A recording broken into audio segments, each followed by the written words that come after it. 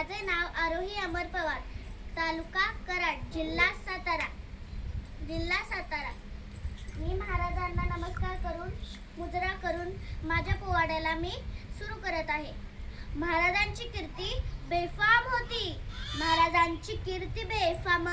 भल्या भल्यांना फुटला घाम, याला कोण घालिली असताना दरबारी पुसती बेगम.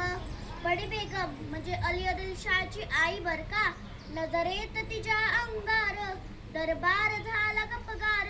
कुणी घेईना पुढाकार, साऱ्यांनीच मानली हार.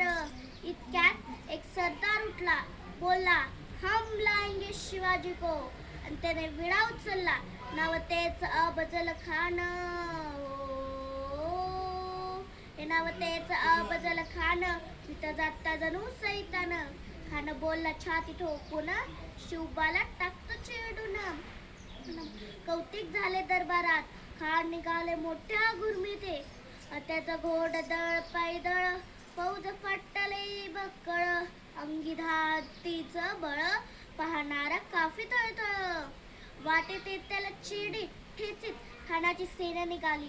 गाव लुटली, देवळ उद्ध्वस्त केली. आया बहिणींची अब्रू लुटली. कोण रोखणार हे वादळ. आता शिवबाचं काही खरं नाही. इकडं निजाम, तिकडं मोगल, पलीकडं इंग्रज. जो तू हेच बोलू लागला. शिवबाची सेना मुठभर, खानाला कसा ठोकणार. काय लढवावा हुन्नर, चिंतेत पंत सरदार. अशा वाघिणीचा त्यो छावा. गडीमाला कसा ठेचावा, डोक्यात गडी मी कावा. भेटीचा धाडला सांगावा. प्रतापगडावर आमने सामने भेटीचा सांगावा. खानाने हसत हसत कबूल केला. दिवस ठरला आणि दिवस ठरल्याप्रमाणे प्रतापगडच्या पायथ्याशी खान. प्रतापगडच्या पायथ्याशी खान बेगुमान नाही त्याला जाण. शिवाजी राजाच्या करमतीची त्यासी नाही जाणीव शेतीची. करील काही कल्पना युक्तीची करील काही कल्पना युक्तीची खानाच्या भेटीसाठी महाराजांनी एक शानदार शामियाना उभारला होता. भेटीसाठी छान